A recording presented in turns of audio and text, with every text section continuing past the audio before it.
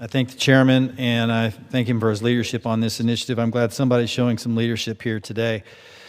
I rise in opposition of the removal of the use of United States forces for hostilities within or against Venezuela or the Support for Drug Dictators Act. The United States is using a proportional force to apply pressure on narco-terrorists who are colluding with the illegitimate leader of Venezuela, Nicolas Maduro.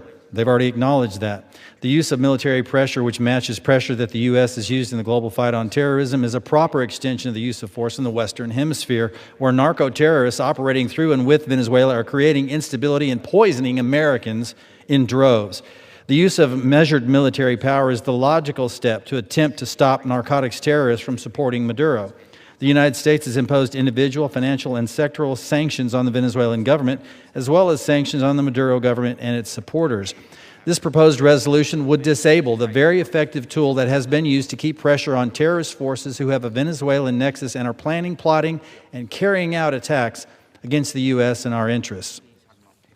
The strikes on narco-terrorist cartel assets have been precise and limited. Military action of this nature does not require congressional authorization. Under Article 2 of the Constitution, the President has the authority, and I would say the responsibility, to protect the United States and American citizens from attack. Moreover, U.S. troops have not been put into harm's way. Admittedly, it shocks me that we need to remind my colleagues on the other side of the aisle what we're fighting for here. The most recent CDC data shockingly reports that more than 82,000 drug overdose deaths have occurred during the 12-month period ending in January 2025. If ISIS or al-Qaeda had contributed to the killing of that many Americans in a single year, our leaders would be rightfully assailed for failing to respond. Now that President Trump is taking the fight to the terrorists who have actually contributed to our nation's drug overdose epidemic, he's met with criticism rather than the praise he and his administration deserve. I guarantee you family and friends don't distinguish between the branch of terrorism that led to the death of their loved ones. They just want them defeated. For too long, these cartels have poisoned the American people, destabilized and corrupted our neighbors, and tortured and killed thousands of innocents throughout our hemisphere. I've traveled extensively across the Western Hemisphere and met with many of our neighbors' leaders and their forces who are always engaged in the fight against these cartels, and these terrorist organizations are some of the most vile and evil in the world.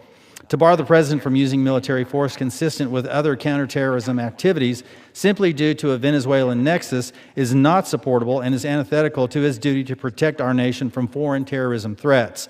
This resolution would prevent the application of the use of force against the very narcotics terrorists cooperating with Venezuela.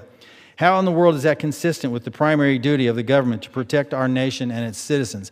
I strongly recommend that my colleagues vote against this misguided resolution, and I yield the balance of my time. Gentleman yields back. The gentleman